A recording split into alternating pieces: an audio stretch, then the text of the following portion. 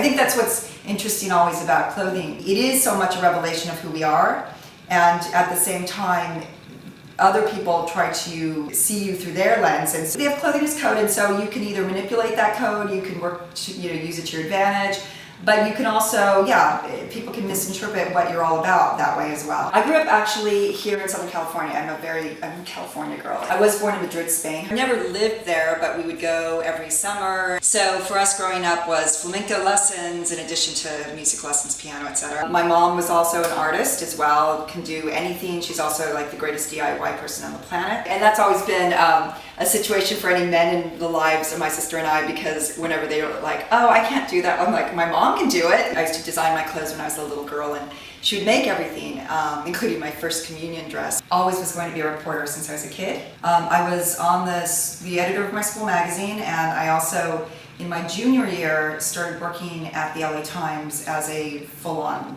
hard news reporter. My parents loved to travel, so we traveled a lot, and that meant going to also every museum and cathedral in any town. And in fact, when we would travel, I had a mini tape recorder, and I would, like when I was 8 and 9 years old, and I would interview people. I was really obsessed with music and music history, and thought I was going to be a rock journalist when I grew up. And I started really being exposed to a lot of live music in that vein, early rock, rockabilly, all of that. I loved the dancing of it, and I loved the clothes. I would have my mom make these like sleeveless shirts so I could dance. I quickly got into the dancing. My mom would also make me full skirts out of like 8 yards of fabric, and then I wear 2 or 3 petticoats underneath. So when I'd get twirled, you'd see the garters, the hose, the ruffly panties. These shirts I have a lot of. I live in them. They're sort of my t-shirt.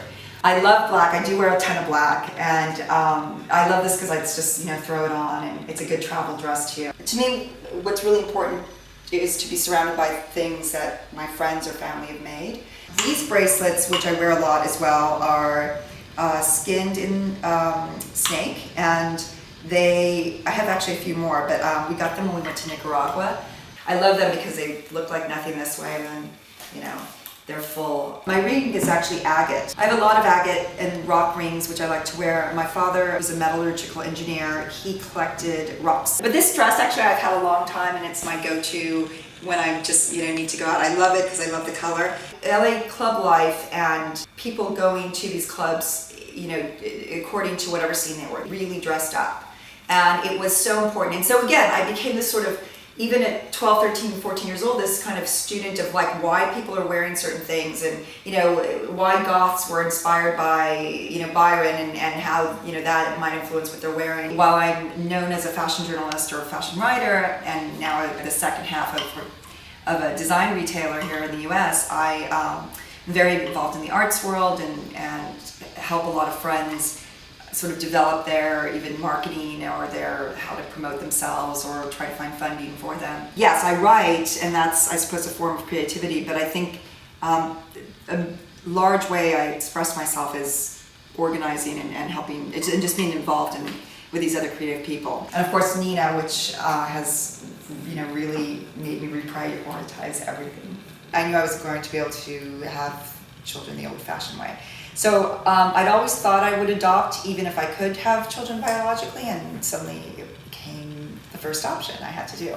But yeah, it was like a 4-year process to finally end up with Nina. It's changed my life in that I'm able to sort of, not get so caught up in stuff that doesn't matter. We live in a world which is there's much more opportunities to be accepted. And so I guess I'm always troubled still when I meet people who can't be honest to themselves, and therefore they can't be honest. I think it's very sad, actually. The way we speak, the way we hold ourselves, the way we act, our actions. I mean, I think ultimately for me too, and maybe that's why I'm such a doer, is that, I do think what we actually do really speaks louder than anything we wear or say, frankly.